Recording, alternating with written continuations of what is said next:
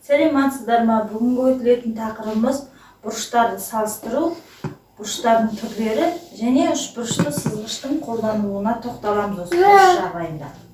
Сонымен бұрыштарды қалай салыстырамыз? Мен мына жерге екі бұрышты дайындап сыздым.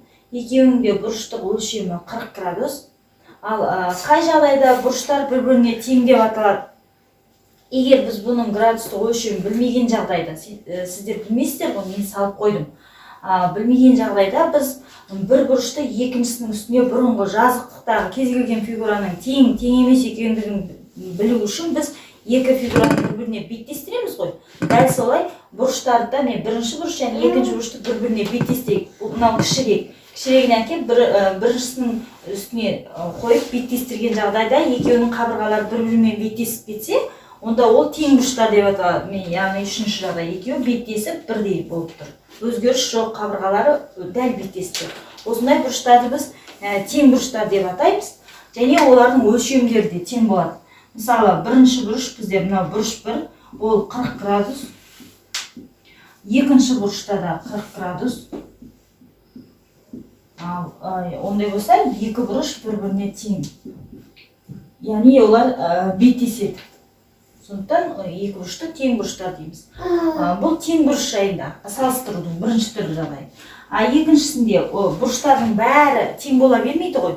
Мүмкін біреу үлкен болатын шығар, біреу кіші болатын шығар деген сияқты, бір-бірінен. Сол жағдайда тағы да бір бұрыш салайық. Мына жерге кез келген бұрыш салдым. АОБ деп алайық. АОБ бұрышын алдым да. Ішінен бір кез келген сәуле жүргізген төбесінен өтетін. Бірақ ол биссектрисі емес, қақ бөліп тұрған жоқ. Көріп тұрғандарыңыздай бұрышты екіге бөлді, бірақ біреу кішірек көзбен көргенде, біреу үлкенірек.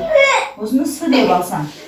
Осы жерде пайда болған осы бұрышым 20 градус болсын.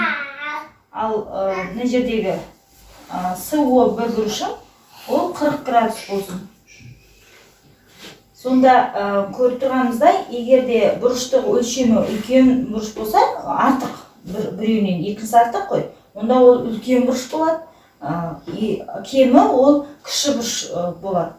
Сонда бізде бұрыш осы кіші бұрыш, кішілік белгісі мынандай, бұрыш кімнен осыдан, осы бұрышынан кіші болады.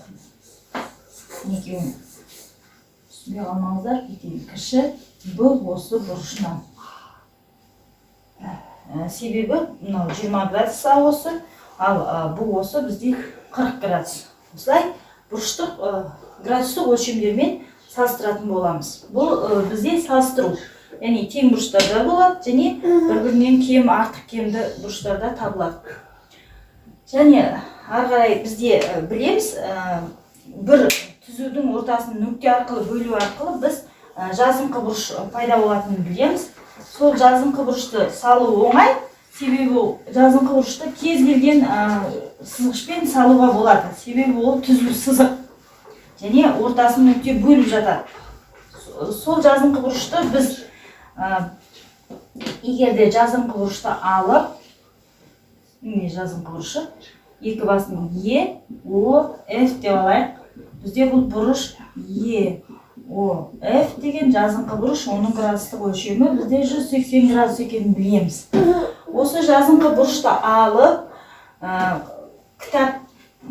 дәптердің параққа жазған, сызып алғаннан кейін, жаңағы OE мен OF қабырғаларын беттесетіндегі парақты бүктесек, бізде дәл ортасында осылай екеу беттесетіндегі бүктеген кезде, міне, парақ осылай, осы үзіксіздіктің бойымен бүктеледі. Яғни 180 градус қақ екіге бөлінеді. Беттесті деген сөз тең ғой. Онда 180 градус бізде екіге теңдей бөлінді деген сөз, неше градустан деген сөз? Ол 180-ді екіге бөлінеді.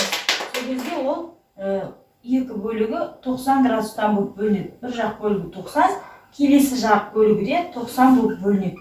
Осылай 180 градусты тең екіге бөліп тастасақ, 90 градустық екі бұрыш пайда болады екен.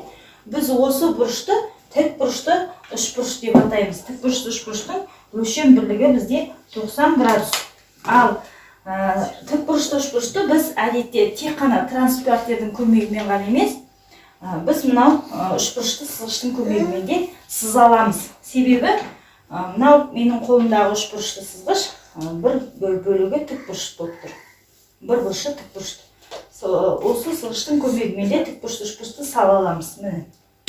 Бұл үшін бір қабырғасын алып, түзу сызық сызып алғаннан кейін, екінші сол сызғышымызды жылжытпастан екінші қабырғасын сызамыз. Сонда бізде пайда болды бір тік бұрыш. Осы бұрышы тік, мынау бұрыштың белгісі, содан А, О, Б бұрышы деп алайық. Онда бізде бұрыш А, О, Б тең 90 градус деген сөз. Бұл бізде тік бұрыш. Енді тік бұрышты, яғни мынандай тік бұрышты үшбұрыштардың көмегімен салатын болды. Енді келесі. Барлық бұрыш тік бұрышпен жазым бұрыштан ғана тұрмайды ғой. Егер тік бұрыштан кіші болса, бұрыштар өлшемі 90 градустан кіші болса, біз ондай бұрыштарды сүйір бұрыштар деп атаймыз. Ал 90 градустан үлкен болған жағдайда біз оны доғал бұрыштар деп атаймыз. Сонымен сүйір бұрыштың анықтамасы 90 градустан кіші болатын бұрыштар сүйір бұрыштар деп аталады, 90 градустан үлкен болатын бұрыштар доғал бұрыштар деп аталады. Сонымен бұрыштардың түрлері деген болды ғой жаңағы тақырыпта. Онда бұрыштың түрлері жазыңқы бұрыш бар екен, тік бұрыш бар екен, жазыңқы бұрыштың тең жартысы тік бұрыш. Және тік бұрыштан кіші бұрыштар сүйір бұрыштар, тік бұрыштан үлкен бұрыштар бізде доғал бұрыштар. Тағы қандай бұрыш болуы мүмкін десе, екі жазыңқы бұрыштың екі жақ бөлігінде алсақ, яғни транспортердің біз жартысы дедік қой, мынау транспортер бізде 180 градус. Дәл сондай транспортерді астына кеп қоссақ, ол да 180 градус, яғни бір шеңбер пайда болады.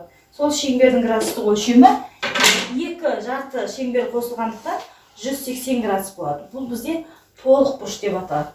Сонымен мына жерге екі жарты бұрыштың қосындылары 180-ге 180 қосамыз, сонда 360 градус.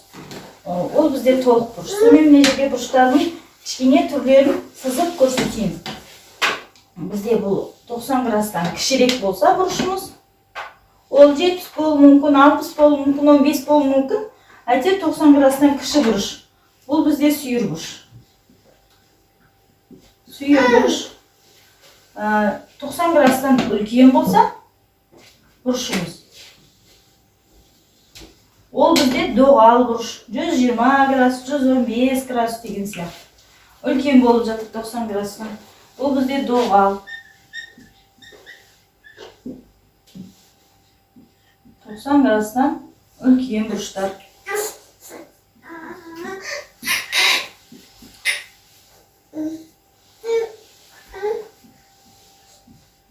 Ой, осыны жаздым керек жоқ. 90 градустан үлкен бұрыштар. Келесі жаңағы жазыңқы бұрыштар. Келесі жағын толықтасақ, бізде толық бұрыш. Бізде жазыңқы бұрыш мынау, яғни бір жарты шеңбер, ол 180 градустан тұрады екен. Ал толық бұрыш деген, осыған толықтаушы астыңғы бір жазыңқы бұрышты қоссақ, бір айланып келген жері, ол бізде 360 градус болады. Ол толық бұрыш болады.